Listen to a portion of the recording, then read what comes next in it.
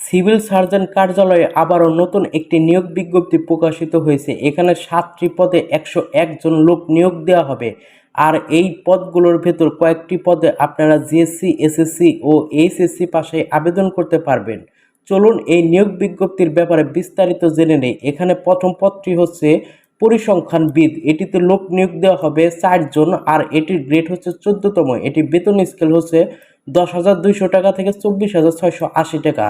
আর এটি শিক্ষাগত যোগ্যতা হচ্ছে কোনো স্বীকৃত বিশ্ববিদ্যালয় হতে পরিসংখ্যান, গণিত, অর্থনীতি বিষয়ে স্নাতক বা সমমানের ডিগ্রি থাকতে হবে। এর সাথে অবশ্যই কম্পিউটার চালানোর দক্ষতা থাকতে হবে।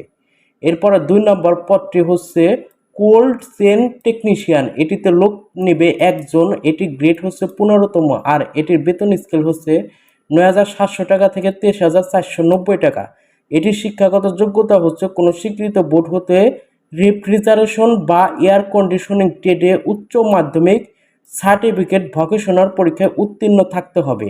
এরপরে 3 নম্বর পদটি হচ্ছে স্টোর কিপার। এটিতে লোক নিবে 5 জন। এটি গ্রেড হচ্ছে 16তম, আর এটির বেতন স্কেল হচ্ছে 9,300 টাকা থেকে 22,490 টাকা।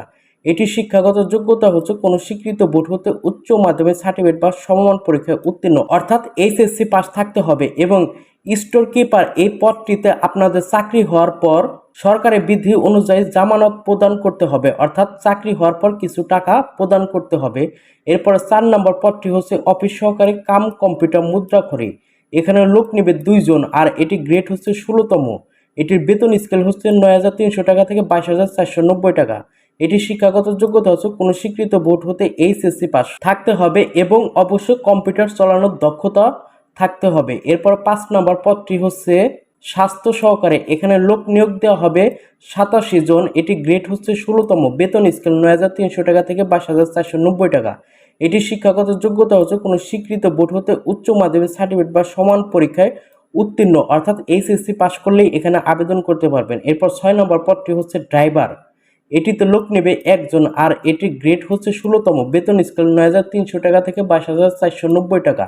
এটির শিক্ষাগত যোগ্যতা হচ্ছে কোনো স্বীকৃত বোর্ড হতে জিএসসি বা সমান পরীক্ষায় উত্তীর্ণ হলেই এখানে আবেদন করা যাবে। এর সাথে আপনাদের ভারী হালকা গাড়ি চালানোর ড্রাইভিং লাইসেন্স থাকতে হবে। এরপরে 7 নম্বর পদটি হচ্ছে ল্যাব অ্যাসিস্ট্যান্ট। এখানে লোক নেবে 1 জন, আর এটি গ্রেড হচ্ছে 19তম। বেতন স্কেল 8,500 টাকা থেকে 20,570 টাকা। আর এটি শিক্ষাগত যোগ্যতা হচ্ছে কোনো স্বীকৃত বোর্ড হতে মাধ্যমিক স্কুল সার্টিফিকেট বা সমান পরীক্ষায় উত্তীর্ণ অর্থাৎ এসএসসি পাস করলে আবেদন করতে পারবেন। আর এটিতে শুধুমাত্র গাইবান্ধা জেলার স্থায়ী বাসিন্দারাই আবেদন করতে পারবেন, এছাড়া অন্য কোনো জেলার প্রার্থীরা আবেদন করতে পারবেন না। আর এটি বয়সীমা হচ্ছে 15/9/2024 তারিখের ভেতর সাধারণ প্রার্থীদের জন্য 18 বছর, আর যাদের মুক্তিযোদ্ধার কোটা ও যাদের শারীরিক প্রতিবন্ধীর কার্ড রয়েছে তাদের ক্ষেত্রে 32 বছর। আর এটিতে আবেদনের শুরুর তারিখ হচ্ছে 15/9/2024 তারিখ, আর আবেদনের শেষ তারিখ হচ্ছে 14/10/2024 তারিখ। আর এই আবেদনটি সম্পূর্ণ অনলাইনের মাধ্যমে হবে। অনলাইনের মাধ্যমে https://gai.teletalk.com.bd এই লিঙ্কে প্রবেশ করে আবেদনটি করতে হবে। আর অনেকেরই প্রশ্ন থাকে এইটিতে আবেদন করার জন্য কত টাকা লাগবে।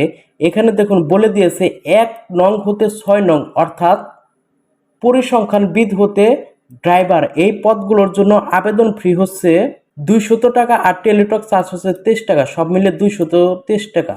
এবং 7 নম্বর পদটি অর্থাৎ ল্যাব অ্যাসিস্ট্যান্ট এই পদটিতে আবেদন করার জন্য আবেদন ফি হচ্ছে 100 টাকা, আর টেলিটক চার্জ হচ্ছে 12 টাকা, সব মিলে 112 টাকা।